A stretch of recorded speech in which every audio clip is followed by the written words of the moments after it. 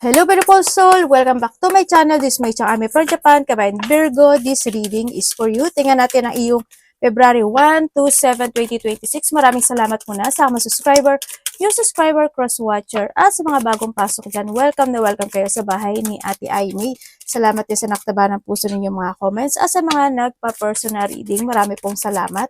Kung gusto niyo na energy niyo lang talaga, ang gusto yung makuha natin, all the details is in description below. Pakicheck na lang po. General reading tayo, Virgo, kunin mo lang ang sa iyo at itapon ang hindi naman sa iyo. Maring vice versa, energy mo, energy ng person mo, energy ng malapit sa puso mo, nangyayari, or mangyayari pala. Use your own intuition, lawakan niyo inyong isipan, ano man ang gender mo, ano man ang edad mo. Wala sa braha ang kapalaran ng tao ha, kayo pa rin, wow. Kayo pa rin makapagpapabago nito. Gawin yung guide, yung mga warning na pwedeng lumabas sa baraha, hindi yung negative, it's a warning, para magkaroon din kayo ng idea kung ano ang mga bagay o sitwasyon na need to aware, change of decision, or mga dapat maiwasan. Pero kung gusto mo, uulitin ko, kung gusto mo na personally, ay gusto mo na positive lang ang marinig mo, hindi itong channel na to para sa'yo.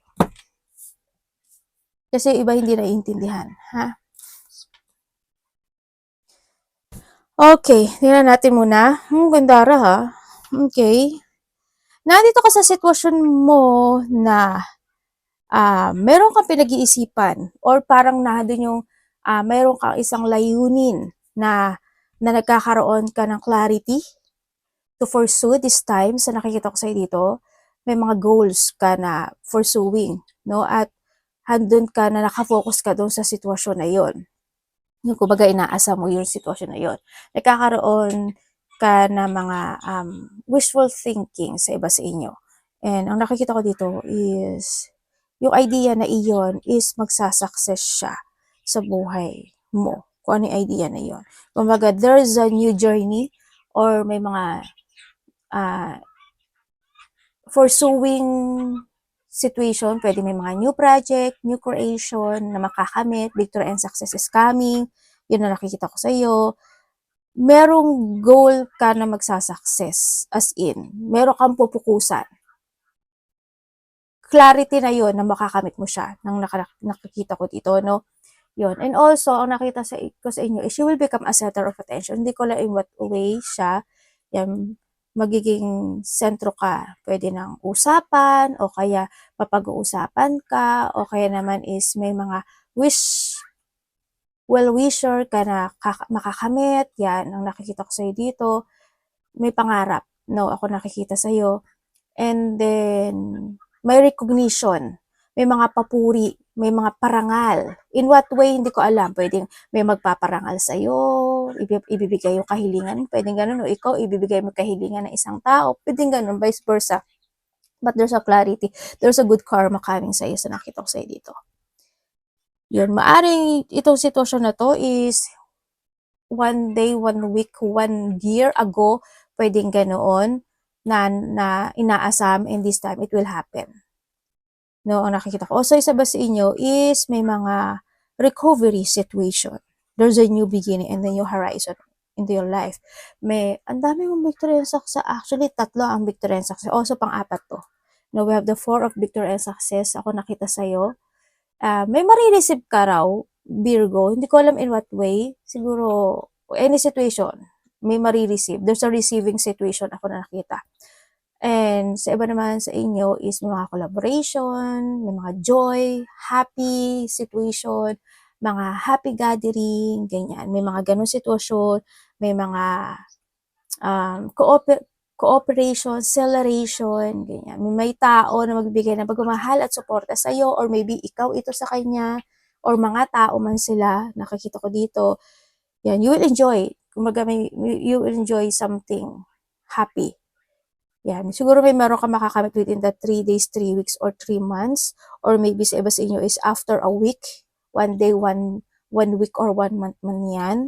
Sa iba sa inyo. Or a first week. Pwede siya sa first week or the 3rd week ng February. Pero sa tingin ba is a first week, no? Sa iba. Yan. Ang iba sa inyo is may mananalo. May mananalo po. Congratulations. Malaki man o maliit yan, at least, yes, there's a luck. No? may mananalo po sa inyo. In what way niya ibibigay yung panalo mo, hindi ko alam. Pwedeng may ipapadala siya ng isang tao para maibigay niya sa'yo yun, ganyan. Pwedeng ikaw mismo gagawa noon and then you will receive it. Pwede mga ganun. O kaya yung mga mahal mo sa buhay, sila ang makakatanggap ng blessing, then blessing nila, blessing mo na rin kasi same kayo na energy, mga ganun na sitwasyon sa inyo. Magkakaroon ka ng connection sa tao na mas bata sa'yo. Pwedeng hindi nagkakalayo yung edad mo or mas bata siya sa'yo. Yun nakita ko. Parang may sasabihin siya sa iyo na isang decision making or may sasabihin siya sa iyo na isang clarity. Ganon. May pag-uusap ako na nakikita dito sa sitwasyon. Iba sa inyo is meron kayo mga i-daydream, fantasizing, ganyan. 36, 11, 14, 28, and 2. We have Taurus, Scorpio, Libra, Cancer, and Virgo.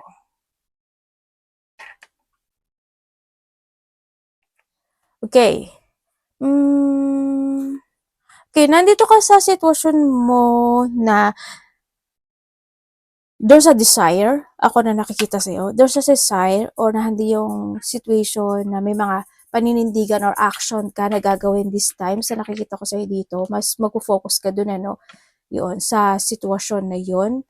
And then, siguro, yun yung kinasisiya mo or kasiyahan mo this time. And then, nakikita naman, ate makakamit pa. Yes, there's a lack kasi we have the lack dito. So, nakita ko, there's a lack, there's a growth, and then there's abundance situation sa iba sa inyo. Kumaga, hando yung positivity ng sitwasyon na yun, Kung ano man yung desire o yung pinanindigan mo o yung ginagawa mong actions this time or yung gagawin mong action this time. Yun na nakita ko sa'yo dito. Kasi nasa iyo si lack. Iba naman sa inyo, isikit pa sa hiling mo is darating. Ang blessed lang dahil yan ang nakikita ko, ha. And then may nakikita rin ako sa iyo na siguro may mga worrying situation ka lang. Siguro maybe in the past may mga worrying situation ka or this first week may mga alalahanin ka. May mga duty ka na gagawin. Ganyan. May mga ifo-force ka na gusto mong gawin. Parang nandito ka sa point na may mga bagay ka na makikipagsapalaran ka this week sa nakikita ko sa iba sa inyo. Para magkakaroon ka ng questioning or quarrel man yan sa isang lalaki. Hindi ko alam kung sino yung lalaki na to sa buhay mo, but isang lalaki siya. No, pwedeng siya yung sitwasyon na nagkakaroon ka ng worrying sa kanya or pwede rin ikaw ito, ha, or pwede rin na sa isang tao na to na meron nagkakaroon ka ng tanong or what if, mga ganun. Kung sino man siya, basta magkakaroon ka ng connection sa kanya. And then also, sa iba naman sa inyo is medyo conflict yung isipan mo, no? Siguro marami ka lang din na iniisip. Kumbaga marami kang kinikimkim na mga pag-iisip sa buhay mo. Kaya siguro minsan you feeling burden. Kaya minsan siguro nalulungkot ka, ganyan. Pero but still, handi pa rin naman yung faith mo, no? Sa sitwasyon mo. Or maybe you're doing your duty na lang talaga. And iba sa inyo is may mga conflict ako nakikita. Maaring malaki man o maliit yung conflict na yun. May mga debate, no? Sa iba sa inyo, there's a hard work. Hindi ko alam in what way. Pwedeng hard work ikaw sa trabaho mo, hard work sa mga iniisip mo, hard work sa mga pagdadaanan mo, ganun. Or pwede kung saang hard work. May mga pain din ako nakikita sa iyo. Pwedeng yung pain na yun is because sa mga nangyayari sa buhay mo, ganyan. O kaya doon sa mga gusot, ganyan, conflict man yan. O kaya is painful comes sa mga physical activity, sa yung trabaho, ganyan. Pwedeng nado ka sa point. O may mga nararamdaman kang mga pain this time, no? Mga sakit sa kalamnan, pwedeng gano'n. And then also is, mag-ingat ka na lang kasi may nagmamatsyag or may pagmamatsyag. Ako na nakikita sa'yo, no? Pwedeng may tao nagmamatsyag sa'yo, ganyan. Tinitingnan niya kung ano yung kahinaan mo, titingnan niya siguro kung ano man yan. O baka naman ikaw to, diba? May tao na someone is wearing a mask or nandoon yung point na hindi siya pwede pagkatiwalaan. May taong nangliling lang, o may paniling lang. May kasuspe-suspe siya. May matalinong tao, ha. Medyo matalino to eh. Kumbaga, hindi siya magpapatalo, itong tao na to. Ganun. May taong makasarili. May taong daw makasarili. Uya, congrats ha. There's a luck, there's a chance and hope na pwedeng manalo talaga sa gambling. May mga opportunity ako na nakikita sa'yo ha. Yes, there's an opportunity at may mga small happiness coming sa iba sa inyo. Tingnan natin energy mo. Alam mo, may tao dito na hahanapan ka ng mali. Or maybe ikaw, may tao ka na hinahanapan ng mali. Pwede ganun. Kasi may kamalian eh. Mag-ingat tala kayo, sana hindi kayo. Diba? Ano energy ni Virgo? Magician. San ka?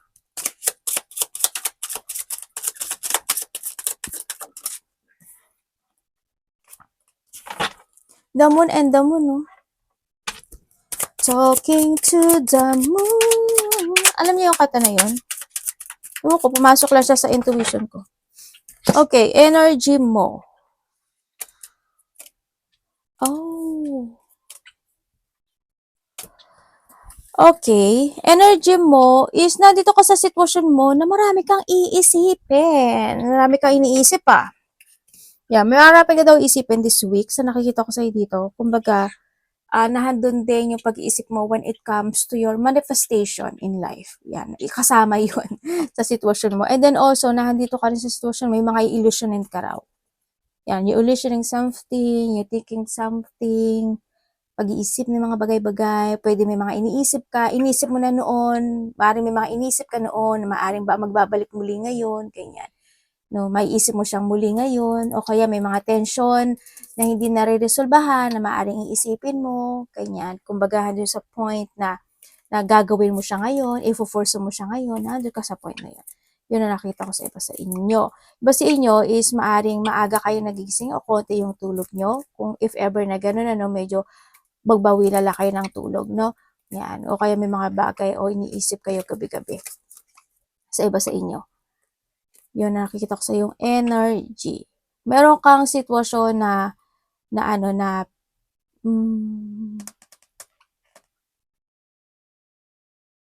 meron kang sitwasyon na parang pipilitin mo makamit.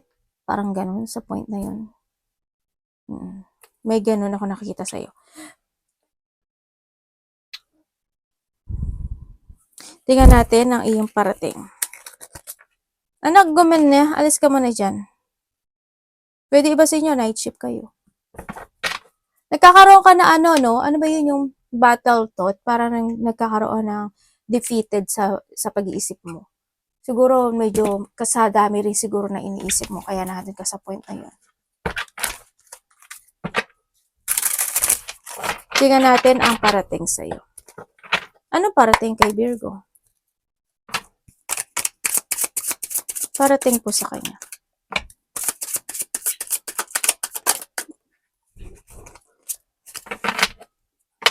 Parating kay Virgo.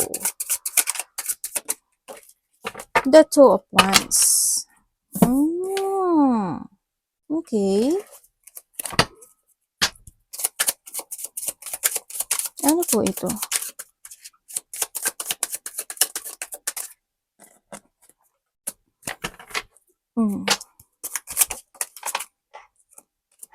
Ano pwedeng malaman ko to, universe?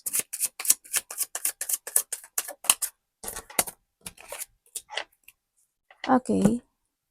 Okay, para we have the King and the Queen of Pentacles, so. Oh, and the 10 of Pentacles. Yan natin. Maaaring connected ka sa dalawang lalaki. Hindi ko alam kung sino sila sa'yo kasi kung titignan ko to, the King and the Queen of Pentacles is maaaring ito is mag-asawa, mag-asawa, magkamag-anak, or maybe ito mag-asawa, ito kapatid, pwedeng ganun, no? Yan. Tingnan natin. Okay. Ang parating sa iyo. Parating sa iyo. Okay, parating sa'yo, is nakikita ko sa'yo dito is magkakaroon ka ng communication sa taong malapit sa'yo. Ganyan. Baka yung mga nasabi ko kanina, either babae siya o lalaki. Mas bata siya sa'yo eh. Hindi ko alam why. Pero mas bata to sa'yo. Yun ang nakita ko ha. Maybe a family member ako nakikita sa'yo o kaya naman kasamahan to sa trabaho. Pwedeng ganon. Magkakaroon ka ng communication sa kanya. Or pag-uusap itong sitwasyon Yan, may mga pag-uusap or pagkakasundo na pwedeng maganap sa iyo.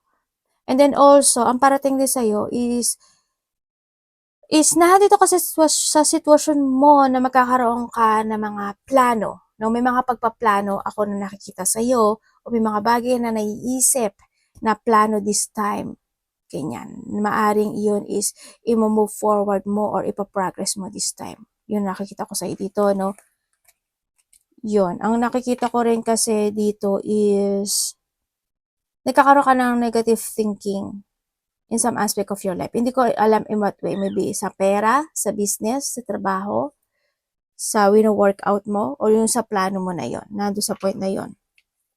Ang nakikita ko rin is magkakaroon ng union.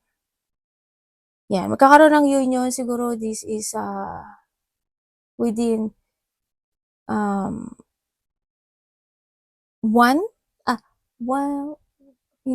siguro this year or maybe by the 11 days, weeks, or months man yan. Pwedeng ganon. O maybe November, ganyan. November, October, November, pwedeng ganon. Or maybe by December, ganyan. Or maybe sa iba sa inyo is next year. Sabi niyo is this week, ganyan. Or in a past week, maybe 1 hour ago, 1 week ago, 1 day ago, 1 month ago. Pwedeng ganon. Yun ang nakikita ko sa'yo. May mangyayaring victory and success sa iba. Yun ang nakita ko Kumbaga, handle yung pagtahak ng bagong journey or there's a journey situation or there's a project. Ako na nakikita na i-force mo in days, weeks, months man yan or a year. Yun ang nakikita ko And then also is parating sa'yo, there's a blessing coming sa'yo. Siguro within 10 days, 10 minutes, 10 hours, 10 days, or by this week, pwedeng sa iba sa inyo is ganon. Yan, ang nakikita ko. Yan, may blessing. Sa iba sa inyo, there's a material success, wealth, prosperity. Also, is mga good foundation ako na nakikita sa'yo dito. Ang ganda ng card mo kasi, yung nakikita ko sa'yo, yung mga tao na super connected sa'yo is napaka-very loyal nila. Yun ang nakikita ko Pero mag-ingat ka pa rin sa nakikita ko sa'yo dito kasi may nakita rin ako na parating sa'yo na tao na nagpaplano ng hindi maganda sa'yo. Virgo. Hindi ko alam. Maybe ikaw ito or someone into your life. Pwedeng mag-away kayo. Pwedeng nagkaaway kayo. O kaya pwede nagkaroon ng disappointment sa part nyo. Pwedeng ganun. O kaya naman hindi naging maganda yung sitwasyon nyo in the past, o kaya nagkaroon na talaga kayo ng lamat nitong tao na to. Yun. Ingat na lang din sa nakita ko dito. If you have the 3, may travel ka, malayo man o malapit siya, maybe iba sa inyo is you have a travel. Yun ang nakita ko. Siguro, mangyari siya within the 3 to 6 or 7 man yan. Ganyan. Days, weeks, or months. Aba, puro ka aces aces, justice.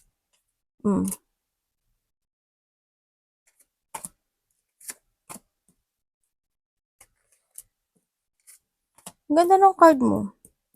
Kasi there's a creation or project or pursuing na magsasucess Yun ang parating sa iyo. Siguro alam mo ba Virgo na may babae na magtatampo sa'yo or makakaramdam ng painful. Ganyan. Pwedeng a mother figure. Hindi ko alam kung sino siya sa'yo. Pwedeng magulang mo, kapatid mo, tita mo, ganyan. Asawa mo. Kung lalaki ka man. Yun. Magkakaroon ng mga hindi pagkakaintindihan. Mapipeel pain tong tao na to. Ganun. Ang nakita ko sa kanya. O kaya is may mga confusion, ganyan. Tingnan natin ang dapat mong iwasan. Virgo, dapat iwasan. May mga unexpected, ganyan, na pwedeng maganap.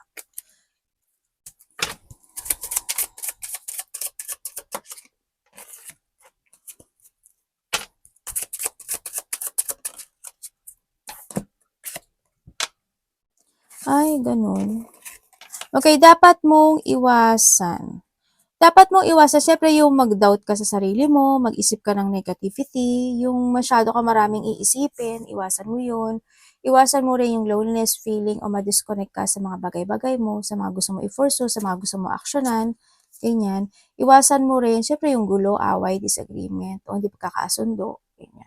Alam ko naman na hindi ka naman ganun, no? Kasi you want always finding peace din kasi dito. Pero iwasan mo lang din na, isa rin yung hindi ka magkaroon ng paghihigpit sa sarili mo, ganyan. Ibig sabihin, kung sa sarili mo, yung mga kinakain mo, iniinom mo, yung movement mo, yung action mo, yung decision mo, iwasan mo rin, no? Mag-ingat ka pa rin doon sa sitwasyon. Ingatan mo rin yung sarili mo, no?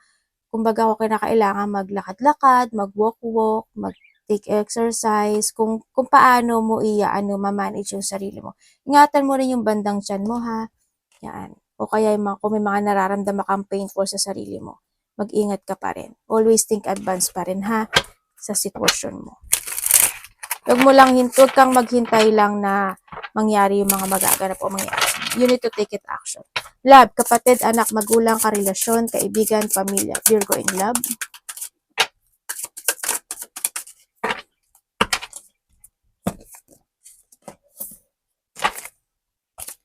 Diba dito family related? Kasi kanina pa lumalabas si family. Kamusta po ang love? Family or kapamilya kanya?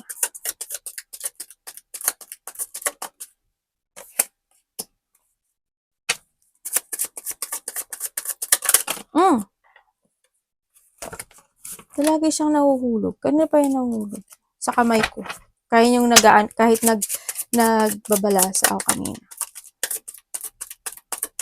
Love. Kung kayo is single.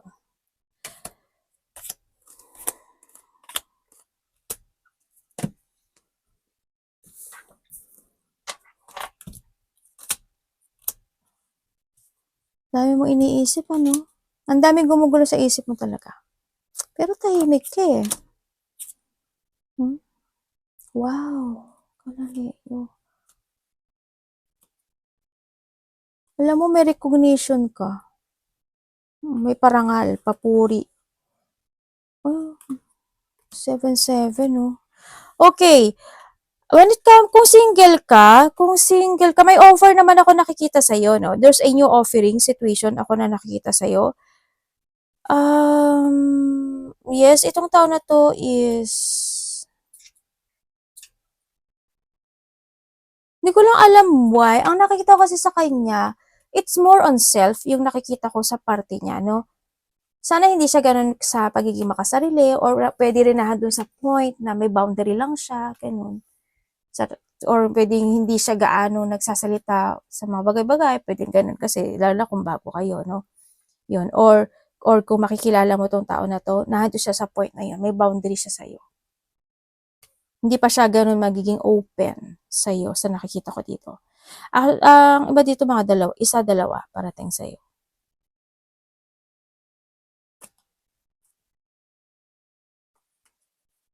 Yung iba sa inyo, ibang lahi yung kaano nyo, no?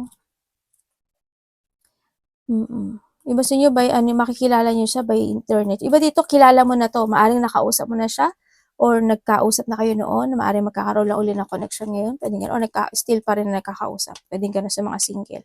Iba sa inyo, yun. By the internet nyo siya makikilala. And then, iba sa inyo, kung kayo is magkahiwalay na nitong tao na to, oo. Kasi nandun na yung distance and boundaries ninyong dalawa sa nakikita ko dito. Nagkaroon talaga ng mga rejection, nagkaroon ng pagka-backstab, betray, rock bottom, na-attract sa iba, ganyan. Feeling independent, feeling single, Sarili niya lang din ang iniisip nitong tao na to, no, sa nakita ko dito. Yun, kumbaga, nag-jungling din yung situation ninyong dalawa, hindi naging maganda, ate, ano mangyayari? Ang nakikita ko kasi sa kanya, hindi naman yung pag-move, sa nakita ko dito, is, may pinagdadaanan siya eh. Hindi ko alam what way, pero may pinagdadaanan siya sa buhay niya this time, tong tao na to, or maybe this you. Yan, may pinagdadaanan siya na medyo painful. Hindi ko alam kung nagkaroon ng complicated situation sa party niya, kaya medyo yung energy niya is medyo hindi maganda. Yun na nakikita ko. Kung kayo naman is in relationship, kung kayo is in relationship, you try to make it balance. No, itong relationship, andun naman yung pagtutulungan, andoon naman din yung may mga plano ako na nakikita na i-move forward yung dalawa or vice versa, no? Andun yung mga pagplano, handun naman kayo sa may mga piniprepare. Hindi ko alam in what way yung iyong preparation. O, di ba? Kano ba ako nagpupunas talaga? Yeah, may mga preparation situation, pwedeng may piniprepare siya, or ikaw may piniprepare, o kayo mismo, dalawa kayo may mga preparing situation ako na nakikita sa inyong dalawa. Kung kayo naman is may third party relationship, alam nyo naman siguro na kung anong gagawin nyo dyan, di ba? Yun. Yes, kasi there's an attraction ako nakikita, kasi sabi ko rin naman talaga na may pagbibitray sa iba, pag-rock bottom, ano? Yun na nakikita ko. Your money.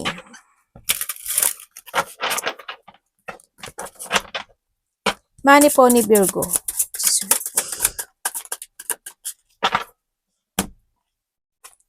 The Death. Pwede pong pwede pong explain.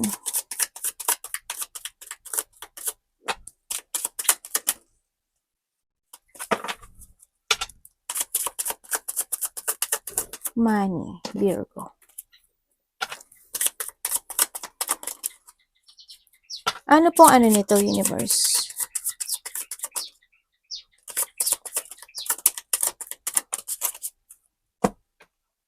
May babaeng may sakit. Devil!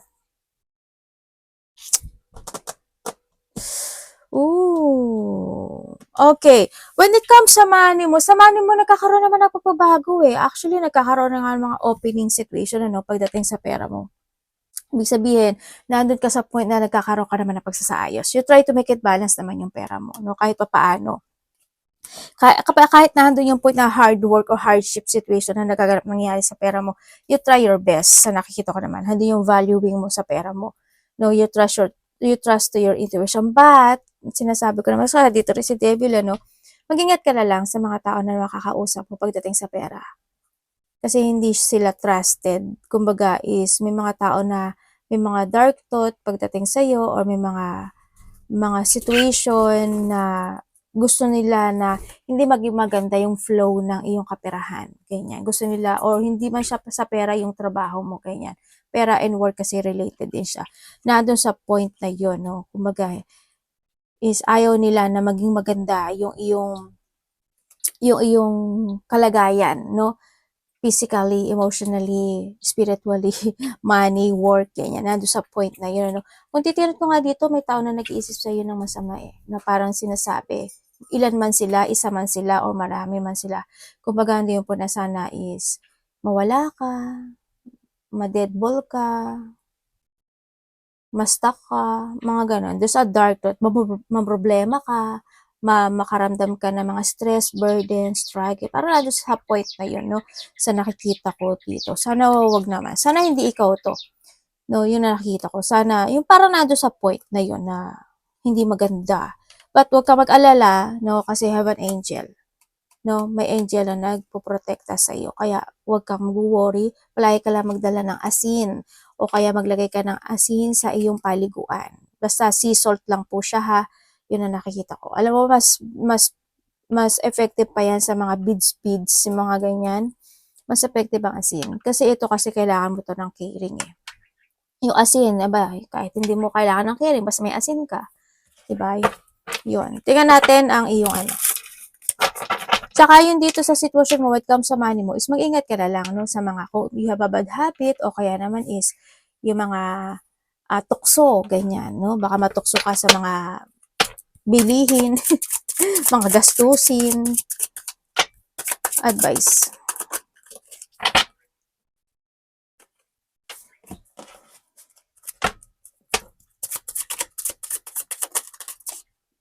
The Wheel of Fortune, like sa'yo guided ka ng universe. Kahit lumalabas yan si alam mo, kaya nandito si Devil, di ba? Tapos nandito si Wheel of Fortune. Alam mo yung gumagawa sa'yo nito, tapos nandito ka sa Chariot. Yung gumagawa sa'yo nito, babalik sa kanya yan, yung karma. Kahit pinag-iisipan ka lang niya, babalik sa kanya yan kasi lumabas siya, Tapos andito pa si 'di ba Chariot is a movement. Ibig sabihin, lalakpasan niya lang yan. Yung sinasabi niya, lalakpasan niya lang yan sa'yo. Tapos, yung Wheel of Fortune, babalik yan sa kanya. Believe it me. Believe it me, ate. Sabi, totoo. Tamo, siya, lumabas. Lalakpasan ka lang yan. Tapos sa kanya babalik yung karma. Kaya wag ka makisawsaw dito kung ganito ang nasa isip mo, ha. Hayaan mo si universe ang gumawa. Okay, when it comes sa advice, iwasan mo daw yung thinking about negativity kasi nasa sa'yo si Wheel of Fortune, tandaan mo, there's a victory and success happening to your life. Lahat ng gagawin mo this time, magkaroon man ng mga distraction, magkaroon man ng mga lungkot, magkaroon ng mga ng hindi magagandang situation into your life, is the Wheel of Fortune is coming. Handun pa rin na makaka-move ka pa rin ng mabilis. Kumbaga, malalakpasan mo pa rin yung mga problema na iyon, sa tulong ni universe dito. Kasi nasa iyo, magtuturn si good luck, good karma, and there's a change of a good fortunes. May mga potential ending situation ako nakita, maybe may nag-end na situation sa buhay mo and now you will be success or naging okay or nagkaroon ng recovery or nagkaroon ng pagbabalik ng strength mo, pwedeng gano'n, o pagbabalik na yung tibay ng loob, pwedeng gano'n sa iba sa inyo. Yun ang nakikita ko dito. And then also, is may mga bago opportunity na darating sa buhay, o may mga offering of opportunity ako na nakikita sa iyo, There's a new horizon din ako nakikita sa iyo.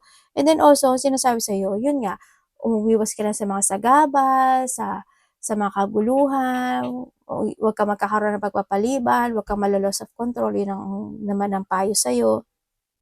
Basta lang, slowly but surely, palagi mong gagawin yon. Yan.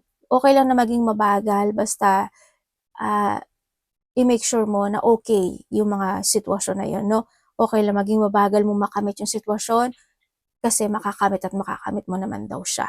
Ibibigay at ibibigay naman sa iyo ni universe, Sa nakita ko sa iyo dito. Grabe talaga to. Ano nga natin to si Wheel of Fortune dito. Yan. Basta wag ka daw mapanghihinaan ng loob kasi the universe will turn your point. Yan. Arigatou namaste, God bless.